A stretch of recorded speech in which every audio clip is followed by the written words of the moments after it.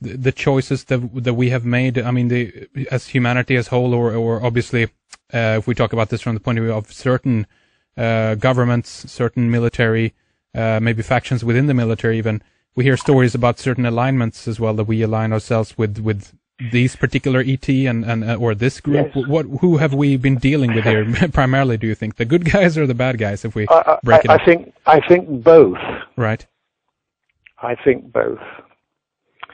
And there's a lot of information that, well, first of all, if I can mention, I've written a lot about this, particularly in my last book, Need to Know.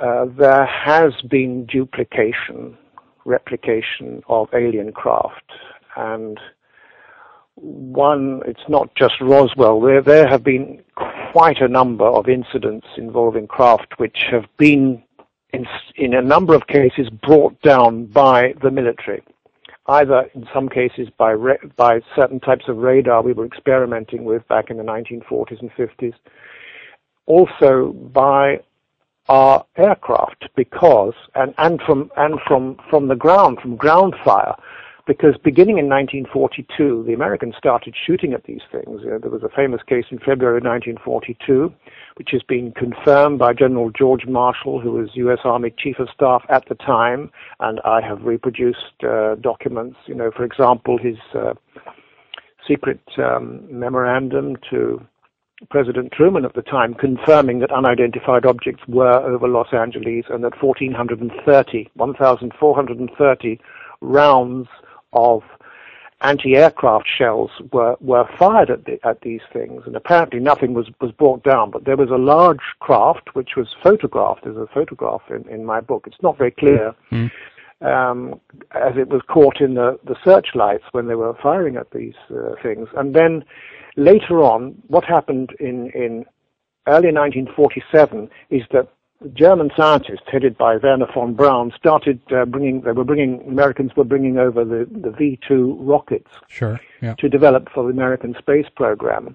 And when they first started test firing them in White Sands Proving Grounds, New Mexico, in sort of early 1947, April, May, around there, they were launching them. They noticed discs. No one spoke about flying saucers in 1947, but they talked about flying discs, and these discs were seen flying around the rockets, and they actually caused them to veer off course, so that instead of crashing in a prescribed area, they would come down prematurely. And this happened on several occasions, and it's documented, and it was confirmed officially. There's a newspaper statement bearing a statement in May 1947 from the boss of the White Sands missile range, confirming that abnormal phenomena were responsible for bringing down one of the V-2 rockets. This led the Americans to retaliate, so they started firing at these things with anti-aircraft shells from the ground. The United States Army principally at that time, and according to my information, they were successful in bringing some of these craft down. For example, the Roswell craft, there was more than one of those. Certainly 2 came down. There's even rumor that 3, another one landed at one point, but that's another story. Right, yeah. But in 1948, a craft was brought down in Aztec, New Mexico, in March of 1948. It was in practically perfect condition. The only thing was that there was a shell hole in one of the portals of what looked like the entry point of where this craft had been brought down by rapid loss of atmosphere within the craft and so forth, decompression or whatever. And this craft was 100 feet in diameter. I don't know what that is in meters, I'm sorry, but it was large, and it was in almost perfect condition, apart from this entry point in one of the portals. And there were about, I think, if memory serves, 12 small bodies had perished inside, and their skin color had changed because of the exposure to our atmosphere, which obviously they weren't familiar with. Anyway, the craft was in perfect condition, and it took the authorities about 3 weeks before they were able to find out how it came apart. And they apparently inadvertently touched something, and it came apart like a Chinese puzzle. You couldn't see any joins or anything.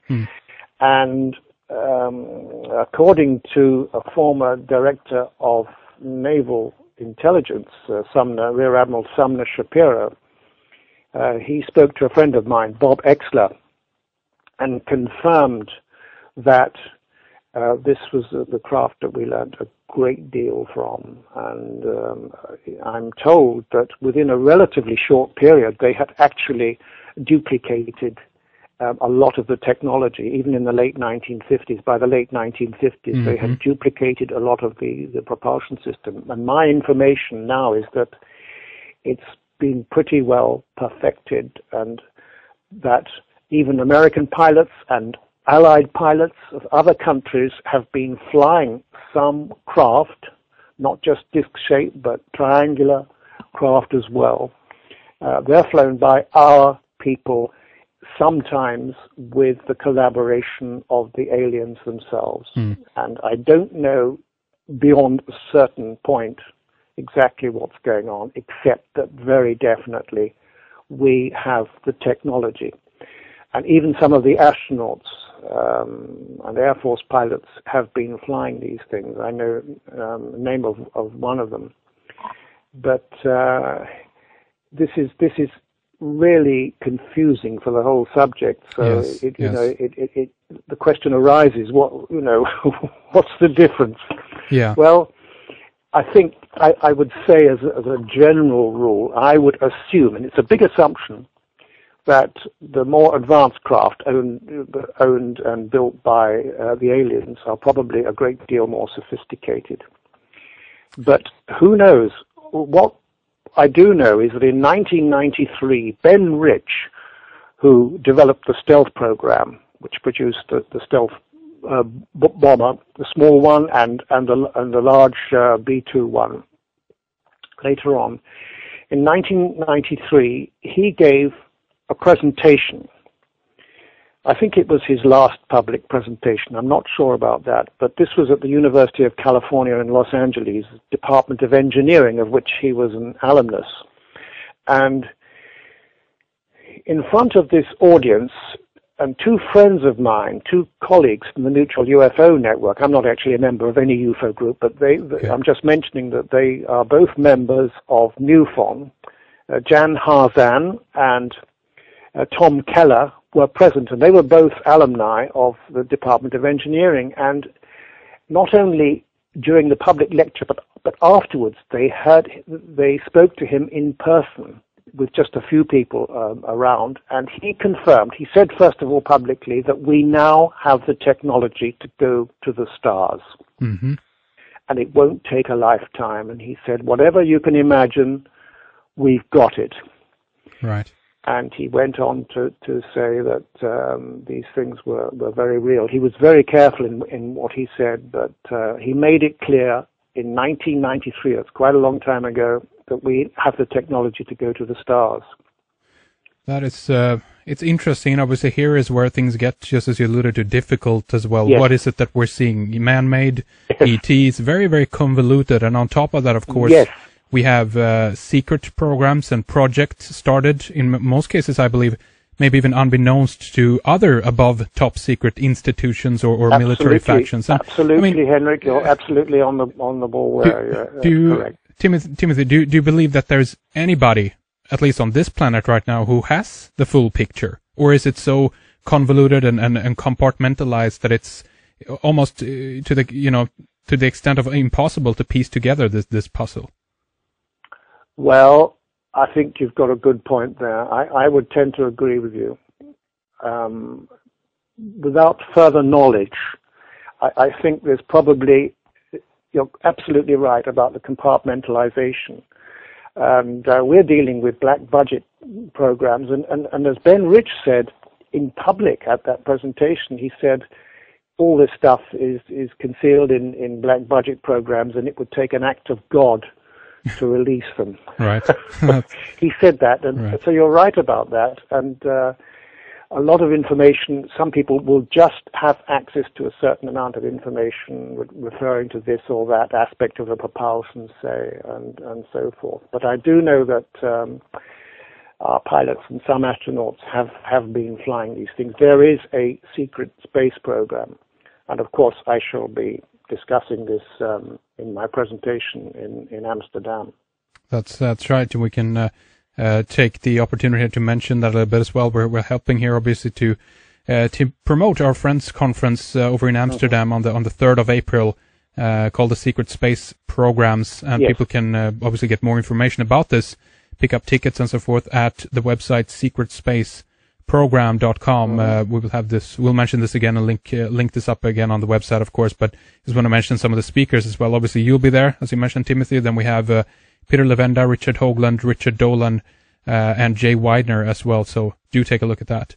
But let's see here. If we continue on this trail here, I'm also obviously reading about some of the stealth bombers. There's a number of these been developed, and there is one particular that I forget the name of now. That was, I think, the latest or the most recent speculation in terms of being basically a human-made flying saucer in that sense.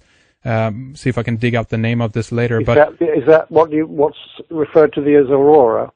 That might be it, but I think there's even more. That's just a hyperspace plane which has been flying for a long time. Right. Above it can sort of skip along the outer limits of Earth's atmosphere. Yeah, there is one who have a different name, but in any regard, there is two paths here that seems to have been taken. I think that. Or I know that you talked about this in another interview that had to do with the gradual disclosure project or agenda that might be unfolding at the same time. At the same time, we have a cover-up going on and happening as well from potentially the government, military, in cahoots with media, etc., and so forth.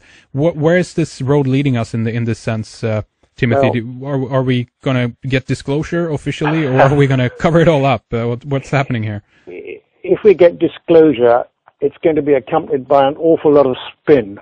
Right. That's right. I believe that. Yeah. So anyone who thinks that we're going to get the whole story from, say, the President of the United States or Russia or whatever is doomed to disappointment, because they're not necessarily going to be told everything. They're only going to be told what they need to know. Now, my understanding is that this entire subject is controlled by what can only be described as a satellite government. I'm sure you're familiar with the rumors about all that. It is true. It is a fact. We are dealing with very, very powerful, a very, very powerful international group. And I'm told that the money is just, blank checks. That they can get any amount of money. There's huge money involved. I would be surprised if they even dealt with the. I would be surprised if they even dealt with the money at all at that level. They just produce what they want and get what they want. Yes. But that's speculation. Yes. Yeah. Billions of the. I think even was it Cheney or somebody or Rumsfeld? I think it was Rumsfeld acknowledged. I think about 5 years ago in Congress that billions and billions are completely unauditable. That's right. Timothy, this was the day before 9/11. This was announced, actually. Okay. And he announced 2.3 trillion were lost. Thank you very much for that, Henrik. Yeah. And that's amazing when you think about that. Trillion. That's amazing, that number. Yes, I would be very grateful if you could send me a link, anything about that you know. Because, absolutely. It's even up on... I just heard a little bit of it on our BBC.